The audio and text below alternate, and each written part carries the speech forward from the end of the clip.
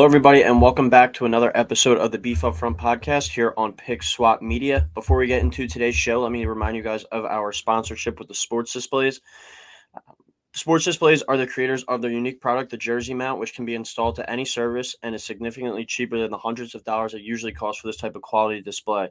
So make sure to check out the link in our description and make sure to use the promo code PICKSWAP at checkout for 10% off and free shipping.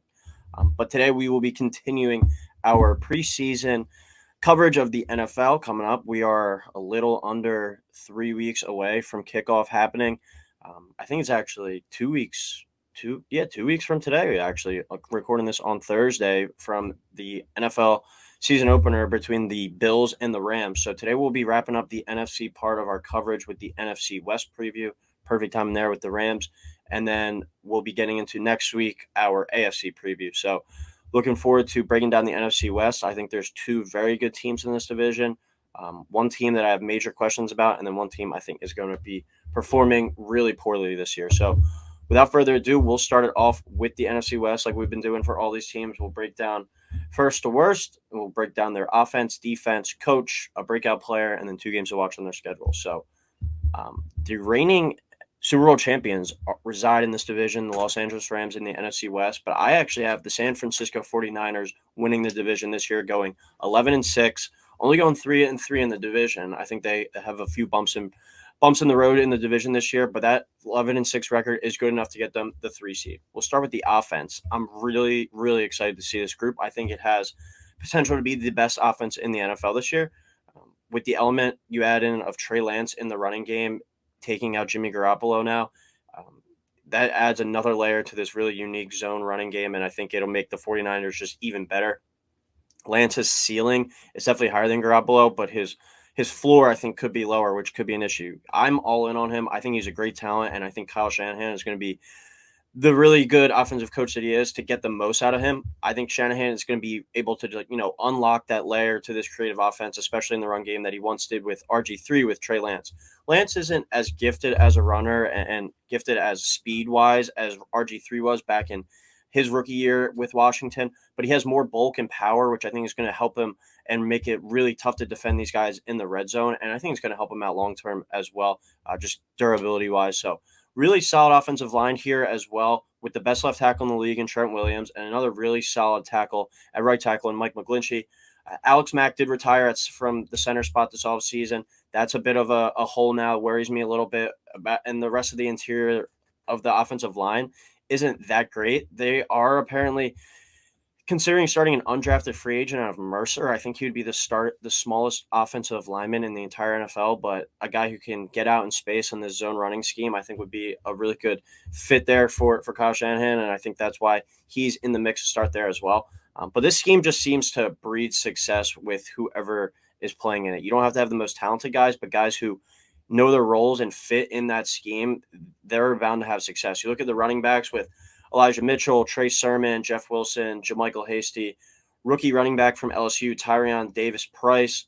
Really, any of these guys, when they get work, they're going to have success. It seems any running back you throw in the mix there has a great, stretch of games. We've seen Raheem Mostert. We saw Elijah Mitchell do it last year. We've seen a lot of guys come through this scheme with the 49ers and just have success. It's not always the most talented guys, but guys who have that one-cut running style. Sounds like Elijah Mitchell coming back from his injury is going to be ready for the beginning of the season. But if not, they got some of these other backs behind him. And the rookie out of LSU, Tyrion Davis-Price, I think could have a big role in his first year with the San Francisco 49ers. You never know who's going to be playing running back there, but you do know that one of those guys is bound to be successful. Then you have elite blockers in George Kittle at tight end and Kyle Juszczyk at the fullback position. That makes the running game even better. And then they add elements in the passing game as well. And then Debo re-signed this offseason. We saw what they turned him into, not just a receiver, but just an overall offensive weapon. George Kittle, a stud, kind of has diminished in the passing game a little bit, but still, he's a big play waiting to happen, great after the catch. And like I was saying with the blocking, probably the best blocking tight end in the entire league. He has a really important role in this offense and bringing this team some success. Big year, I think, coming from Brandon Ayuk. Started out really slow last year, really caught on towards the end of the season, though, and I think Trey Lance and him are going to be able to connect a lot this upcoming season. Worried a little bit about the wide receiver depth if I had to nitpick at one thing for this team, because besides Deebo Samuel and Brandon Ayuk, they don't really have much behind them. Juwan Jennings apparently has been emerging as maybe that third guy, but they need to hope that that combination of Deebo and Ayuk are able to play at least 15 out of the 17 games each this year. Because if those guys are forced to miss time, I think that'll be a major blow to this offense in terms of the passing game. But the running game will still be able to succeed and is going to be their bread and butter, I think, this season, just like it usually is under Kyle Shanahan. We look at the defense now, another unit that is pretty stacked at all three levels. Top 5 defensive player in the league in Nick Bosa. He's my pick for the defensive player of the year this year. I think he really explodes this season. Right around like that 20 sack mark, I think he could get, especially if he plays in all 17 games. Armstead is a very good player. He's been really solid after being a first-round pick for the 49ers on that defensive front out of Oregon for a long time. They do need some improvements from Javon Kinlaw going into year 3. He's coming off an injury as well, I believe. But he is a guy who's had a really good camp apparently and is bound to take that next leap. Rookie pass rusher Drake Jackson out of USC is apparently impressing a lot. He's a guy who was a former really highly regarded recruit, just kind of got into the mix of some bad things, I think, at USC at a bad time of their program. He's a guy who could come out and impress. He's been looking like a legit pass rusher. All reports are saying out of 49ers training camp. Fred Warner, a stud linebacker. Greenlaw is a nice linebacker too there. Little worried about the secondary. That might be my biggest issue with this team overall. I think they got some guys back there that need to prove some stuff. But you got Jimmy Ward in the nickel, or you got Ward at Tre'Davious Ward signing from Kansas City in the nickel. He's a really solid corner in my opinion. And then Jimmy Ward at safety. I think the secondary is going to benefit though from a strong presence up front. Guys like Bosa, Armstead, if Kinlaw emerges, Drake Jackson, they might need another guy to step up in that fold, but I think that'll really help the secondary and kind of eliminate some of the questions from them. Coach Kyle Shanahan, I kind of talked about him a little bit. Really creative offensive play caller, really good in that regard, a really nice offensive coach. But I think he is a bit overrated. He choked in a lot of big moments looking at his career. That the Super Bowl when he was offensive coordinator with the Falcons, the Super Bowl when he was the head coach a few years ago with the 49ers against the Chiefs. Last year, they had that big lead in the NFC title game as well. Lost that one. It's not always on the coach there. A lot of it, some of the times on the player. If Jimmy Ward caught that pass or that interception from Stafford at midfield, they're probably back in the Super Bowl again. I think he just needs to get over the top. We kind of talk about him like he's a god, like one of the 2 or 3 best coaches in the league. I definitely put him in that top 6 or 7 area, but I think he needs to get that big win to kind of push him over the top, just like Sean McVay did. My breakout player, Trey Lance, I love him this year. I think he has a good chance to really blow up onto the scene and potentially be an MVP. Look at Jimmy Garoppolo's stats, and I believe it was 15 games last year, 3,810 yards, 20 touchdowns, and 12 interceptions, with basically no value in the rushing game as well. So if Trey Lance can just go out there and emulate those numbers, and then he throws on maybe like Jalen Hurts level rushing stats with like 700, 800 rushing yards, and then 6 or 7 rushing touchdowns as well, that'd be a really, really good first season as an NFL starting quarterback. He'd probably be right in the mix for the NFL MVP, I would think. Maybe cut down on the interceptions a little and throw around 4,000 yards, maybe 24 touchdowns. He'll be in the mix for that NFL MVP, I think.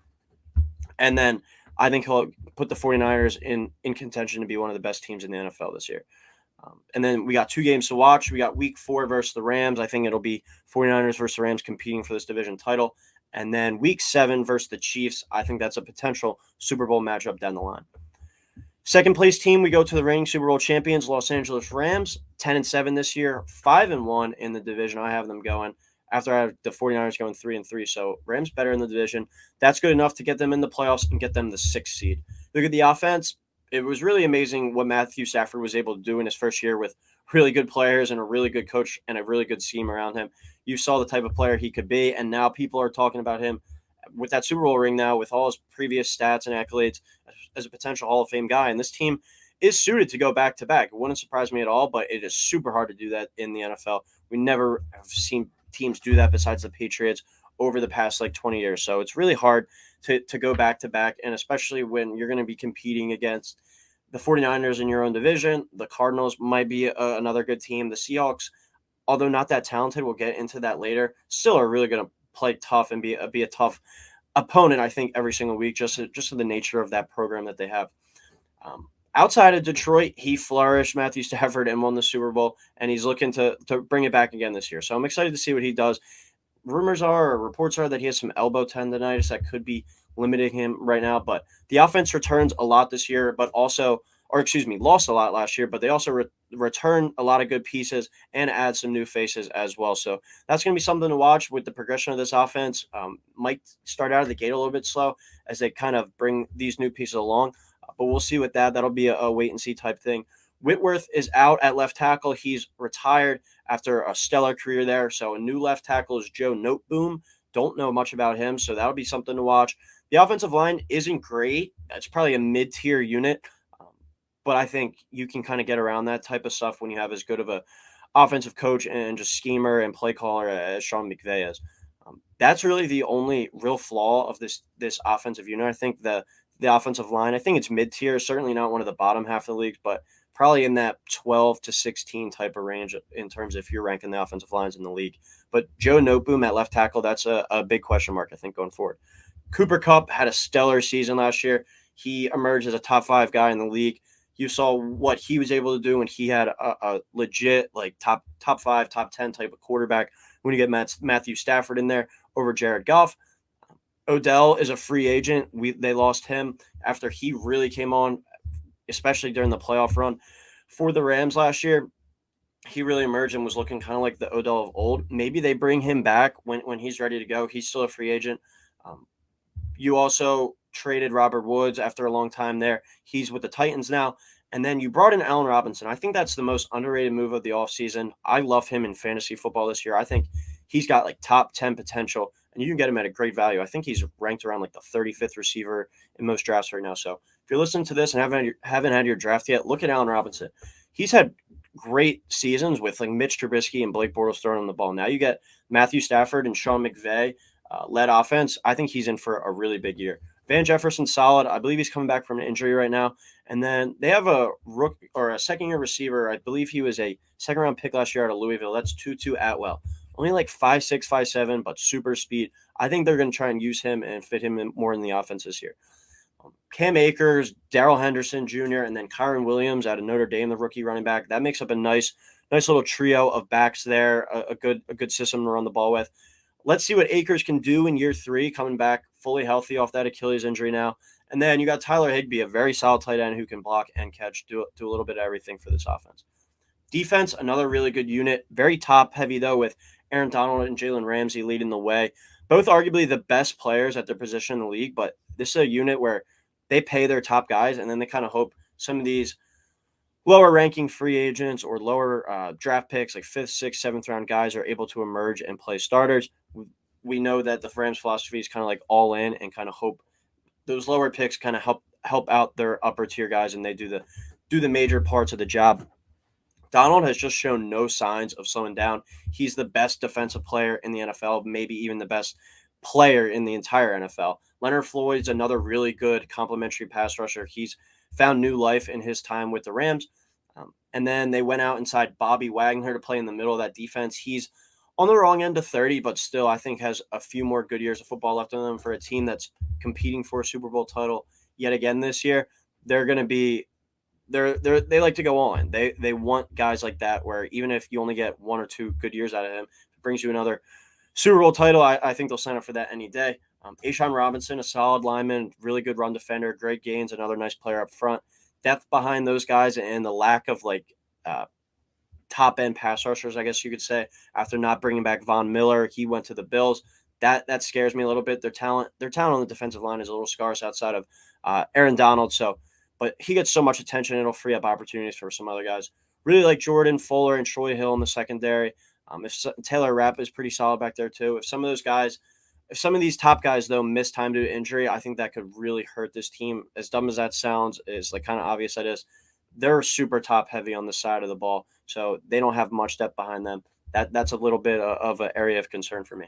Coach Sean McVay, easy a top 5 coach in the league, was able to get that Super Bowl title last year under his belt. Just really good offensive play caller, really good schemer. Brought the best out of Matthew Stafford last year. Really tapped into his full potential. No questions there with the coach. Breakout player, I'm going Cam Akers, year 3. After coming back for the playoffs last year, it's only 6 months removed, I believe, from a torn Achilles. and he played pretty well. He did fumble a few times, so that's something to watch out for. But I think he's a 1,000+ yard back this year if he's able to stay fully healthy. And you look at him as a breakout type guy. 2 games to watch. We got Week 1 versus the Bills when they'll be unveiling that Super Bowl banner at home. That's one of the best games in the NFL season against a Bills team that's viewed as the Super Bowl betting favorite right now. And we got Week 8 versus the 49ers at home. Like I was saying with the 49ers, I think this is a two-horse race for the division this year, so that'll be an important one. Make sure you're able to get that game at home. Now we go to our third place team. I have the Arizona Cardinals finishing in third, not making the playoffs, going only 6-11 and 2-4 in the division. This is a team I've been really high on, an organization I've been high on the past few years. 2020, they showed glimpses of what they could be. I was like 1 year ahead for that. And then last year, I looked really good with them. I had them as a playoff team, and I think winning maybe 11 games last year. I think I might have them 11-6. They started out red hot going 7-0. Eventually, that came to 10-2, but then they fizzled out down the stretch, and they had that terrible playoff loss to the Rams where they got absolutely blown out. I think this team is headed for potential disaster this year. A 6-11 season after what last year was, I believe, an 11-6 season would just be a terrible step in the not going in the right direction. After signing Kyler Murray to that big contract, I believe Cliff Kingsbury got the offensive extension too. I'm just really low on Kyler, Cliff, and just the entire operation out there in Arizona right now. Kyler, I think this offseason has shown his true self. Just is a big me guy, I guess you could say, all about him, just wanting to get his money. Not really the type of player I want leading my franchise, despite how talented he is. I loved him his first few years in the league. I thought he was a really fun guy to watch, and I thought he had a bright future. But I think he's a guy who, now that he's paid, he's going to be content, I think, and not really pushing for much more. He got paid. He got his bag. See if he can prove me wrong, but this is a team that I think could be the surprise, like, bad team of the league this year. He gets statistically much worse and gets banged up as the season goes along. He's without DeAndre Hopkins the first 6 games due to his PED suspension as well. Hollywood Brown's in the fold now at receiver. He's been good in spurts, but overrated in my eyes. He's kind of like a Dory Jackson type player, where former first-round pick, big name college player. I think he's just going to have good moments, good spurts, but then also really bad and really inconsistent moments as well. Really like Rondell Moore, the second-year receiver out of Purdue. He's a do-it-all type of guy for this offense in the running and passing game. I think he's going to benefit a lot from lack of snaps or with more snaps due to the lack thereof from DeAndre Hopkins at the beginning of the year. Zach Ertz, a really reliable tight end still. AJ Green back for another year after he revived his career a bit in Arizona. He should have another solid season if he stays healthy. And then a solid offensive line headlined by Rodney Hudson at center, veteran group at every spot, really experienced guys who are going to be able to hold down the fort. I think they could be one of the better groups in the league this year in the offensive line, which would give them a chance. And then James Conner at running back, he had a really nice first year with them, but not really much explosion. He's just a solid guy. Doesn't really offer much of a big play value, I think. So this is a team where I think they're going to miss that Chase Edmonds presence this year and those big explosive plays that he was able to contribute. Defense, I'm worried about this unit. I think this is another reason outside of the whole Cliff, Kyler kind of contract drama, the weird offseason. Excuse me. This defense worries me, especially the pass rush. They're headlined by future Hall of Famer J.J. Watt, but he hasn't been able to stay fully healthy for the past 5 or 6 seasons in the league. Definitely not the same player as he was before. He was the old Aaron Donald, like the best defensive player, maybe even best player in the league. He's still a solid guy, but he also benefited last year from having Chandler Jones rush across him. He's now out in Las Vegas with the Raiders. That's a big loss. He's one of the probably top 5 pass rushers in the league. You need the linebacking duo of Zaven Collins and Isaiah Simmons to step up. I think they were both back-to-back first-round picks at the linebacker spot, and like both were kind of like weird fits, like hybrid guys where, all right, Collins was maybe looked at some by just as like a pure outside pass rusher. They have him playing like in the middle. Simmons was looked at like a safety linebacker type, plays a lot of linebacker. They both need to step up and live up to their first-round pedigree this year. If they're able to do that, they could definitely elevate this group. High draft pick type guys, though, that need to step up this year if this team wants to go back to the playoffs, I think. Buda Baker and Byron Murphy, former Washington guys, really nice players in the secondary, but the rest of that group has some stuff to prove. I think this could be a very poor unit, especially due to the lack of pass rush. You need to be able to get after the quarterback in today's NFL, especially when you have Matthew Stafford in your division, a young quarterback who I said like I'm high on in Trey Lance as well. Vance Joseph, the defensive coordinator, is going to have to get creative with blitzes and mixing up coverages and stuff to help out this defense. He's going to have to do a really good coaching job, I think, to get this defense to where it needs to be a playoff contender. Coach Cliff Kingsbury, I think he gets like a little bit of unfair hate just because he had that weird situation where he got fired from Texas Tech, came here. He's gotten them better every single season, but he's also over the second half of seasons done, I think, more of a poor job coaching. And you look at the history, the track record of his teams, they kind of fall apart during that part of the season, that crucial part. So we'll see if he can get them back to the playoffs this year and win a playoff game. I think that should be the expectations. But like I said, going 6-11, I'm very low on this team this year. My breakout player, though, wide receiver Rondell Moore. I think he does a little bit of everything. He can even be a facet in the return game. Without DeAndre Hopkins in the lineup anymore, or at least for the first 6 games of the season, he should have plenty of snaps and be getting plenty of touches. So look for Cliff Kingsbury to get him the ball a lot. And then 2 games to watch. We got week 1 versus the Chiefs. I think that could be like a statement game for Kyler, where, including me, there's a lot of people around the league now who cover the NFL, who do podcasts, who write articles, who are really low and out on the guy. If he's able to come out at home week 1 and defeat Patrick Mahomes and the Chiefs, that'd be a big statement game. And then week 3 versus the Rams, their home game versus the Rams, the reigning Super Bowl champs. That'll be a big one, especially due to that playoff game last year where the Rams destroyed the Cardinals and Kyler Murray probably played his worst game of the season, maybe even of his NFL career. Just an awful playoff debut. He's going to be one to get some revenge, I would think, in that one. And then our 4th place team, we got the Seahawks going 5-12, 2-4 in the division, obviously not making the playoffs there. When you look at the offense on this team, when it is this late into the offseason and training camp and you still don't have a starting quarterback name, in my opinion, quite frankly, you're going to suck. You're going to be terrible. You are going to be one of the worst teams in the league. And when those QBs battling out, it's not Jimmy Garoppolo and Trey Lance. It's Drew Lock and Geno Smith. There's really no room for optimism, I think, this year in Seattle. I only have them winning 5 games just because of Pete Carroll and just the culture that he's built up there over his decade plus as a coach there. I don't think he's the greatest coach in the world, like X's and O's wise, but those guys are going to go out and play hard each and every week for him. He has the respect of that entire organization. So it's a shame. It's a shame too that this offense doesn't have anyone at quarterback after trading Russell Wilson, because they have an elite wide receiver duo with Tyler Lockett and DK Metcalf. Metcalf just got that extension, so he's going to be there for a while. Acquired Noah Fant as well in the Russell Wilson trade. He's a really nice young tight end going into year 3. If this team bottoms out, though, and is able to acquire a top 2 or 3 pick, and they're able to get either Bryce Young or CJ Stroud, or if one of these other quarterbacks who apparently it's going to be a very good class, like Will Levis, Anthony Richardson, one of those guys, this is a team that could easily be like I could see a worst to first type team where they get the quarterback. They already have a lot of nice pieces on the offense, some nice young pieces on the defense. And if they are able to infuse some more talent into that team going into the next offseason, which that kind of gives you a glimpse of what I think of the Seahawks this year, already talking about next year. But I could see them being like anywhere from 3 wins to 5 wins this year is probably my prediction, like my window for them. I have them winning 5. But I could see them being one of the worst teams in the league this year, and then next year getting stabilizing the quarterback position, getting one of those young talented guys and being back in the playoffs. So this is definitely a rebuild year for them. They have a real strong core on the offensive side of the ball, I think, already established. And you have what you hope is a building block at left tackle and Charles Cross. The other guys on the line leave some room for speculation, some journeyman type guy. That's another area of this organization they need to continue to build. It can kind of be some hit or miss players. You kind of hope some free agent plugins and some draft picks as well are able to step up there. Like the semblance of running backs too, with when they're healthy, and Rashad Penny and Kenneth Walker. That could really be a nice duo and be a super explosive duo in the NFC this year, and help them, I think, maybe win 1 or 2 more games than they really should.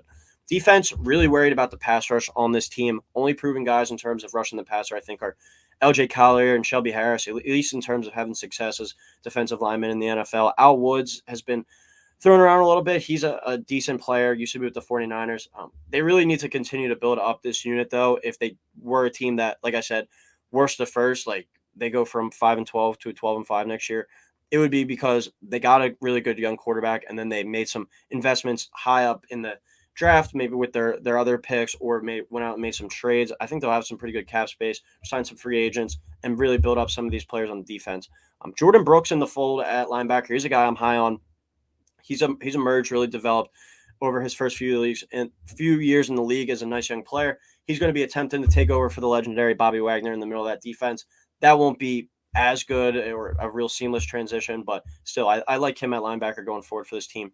Jamal Adams' deal has been a major bust after trading 2 first-round picks for him. Still can't believe that happened. He's a solid player still, though, a good player in the middle of that defense, just not the type of player, especially with his lack of like ball skills and production on the back end overall. I think that really hurts this defense that he's not able to do all that kind of stuff.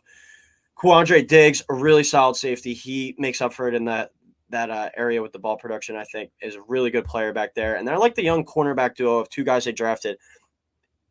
Still talking about going forward to next season, next offseason. If this team does take some steps and it hasn't like surprises some people this year because they're viewed as one of the worst teams coming into the season. I think this young cornerback duo of guys they drafted who I think should play a lot this year because the starting cornerbacks now are really nothing to write home about, and that's Kobe Bryant and Tariq Woolen. You look at Seattle, all the years that they had success, they always had really good cornerback play. So we'll see if these 2 young guys can get some snaps and see how they progress in year 1. I'm excited to track those 2 young players. This group, though, just needs an infusion of young talent, though, going forward. This is a rebuild, but a team I could see if everything shakes right over the next year and a half or so in terms of on-field success with young players' development and then get some more draft picks, making some smart trades or free agent signings. I could see back in the playoff mix as soon as next season. Head coach Pete Carroll, like I said, not the greatest X's and O guy. I think there's kind of like an agreement in the building that this could be like a tank year or just like an overall rebuild. He still has a job security if he wants it, just due to all success that he's had there.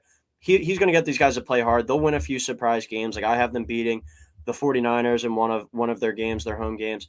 They'll surprise some teams this year and win like 1 or 2 more games than I think they should. But I don't think above 6 would be the absolute ceiling for me. I think they finished 5-12, probably in that 3 to 5 win range though is the most realistic. Breakout player, I'm going with cornerback Kobe Bryant out of Cincinnati. He was the corner across from Ahmad Sauce Gardner last year with Cincinnati. He had a really nice college career, and I think he's going to have a really solid NFL career. And he got into a good system, a good scheme, and with a good coach with a good track record of developing corners. Looking at Brandon Browner, Richard Sherman over the years, I like this spot for Kobe Bryant, and I think he emerges as one of those kind of mid-round draft picks that we thought probably should have went up going higher by season's end. And 2 games to watch: Week 1 versus the Broncos. You got the return of Russell Wilson, arguably the best player in franchise history, I think you could say, coming back on the Monday Night Football game to Seattle for the first time with his new team. And then Week 6 versus the Cardinals, I think that's a good opportunity at home to get a win, kind of build some momentum, build some confidence, and maybe have the ability to sneak out a few more wins by knocking off a division rival. But to run back through the NFC West, 49ers 11-6, earning the 3 seed, winning the division. Rams 10-7, getting the 6 seed, going to the wild card. Cardinals 6-11, and then Seahawks 5-12. But that'll do it for this episode of Beef Up Front here on Pick Swap Media. We will be back soon with our AFC East, AFC North, AFC South, and AFC West, and then as well as our playoff predictions as well. So just make sure to stay tuned over these next 2 weeks as we head right into the NFL season. It's almost here. College football starts off this weekend, so excited to get rolling with that stuff as well. But like I said, make sure to stay tuned for the AFC. Next time, like, subscribe, and we will talk soon.